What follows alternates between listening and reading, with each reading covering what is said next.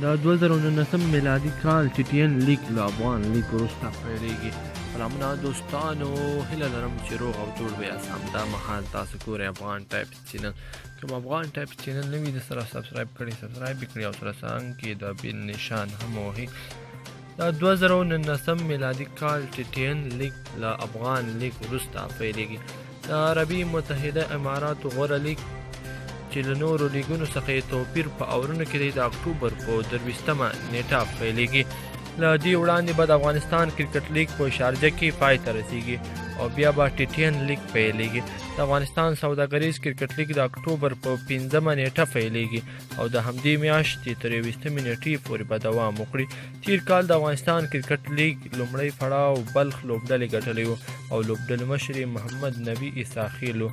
د ټي لیګ دریم پړاو به د نومبر میاشتې تر 3مې نیټې پورې دوام وکړي. تیر کال په دې لیګ کې شاپور زدران، شفیق الله شفق، راشد خان، شاهزاد محمدي، شرف الدین اشرف، ګلبدین نائب، دولت زدران، نجیب الله زدران، سمیع الله شینواری، حضرت الله زازی، ظاهر خان او مجیب الرحمن لوبېدلي وو.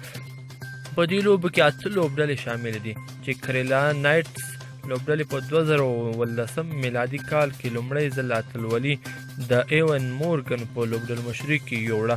دوهم ځل اتلولي بیا ناترن ویرز لوبډلې چې ویسټنډیزیان پکې لوبېږي وګټله او دریم ځل اتلولي باندې به 8 لوبډلې پښتونه وازمایي.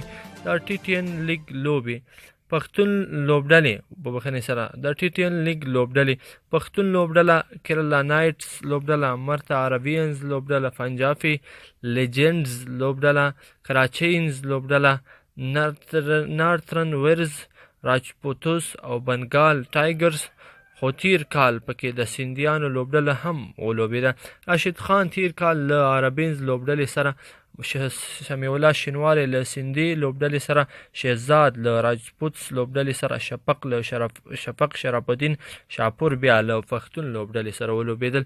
ظاهر خان له پنجابي لیجنډز لوبډلې سره لوبېدلی و. که مو ویډیو خوښه شوې وي در سره لایک کړئ او نورو دوستانو سره هم شیر کړئ. مننه.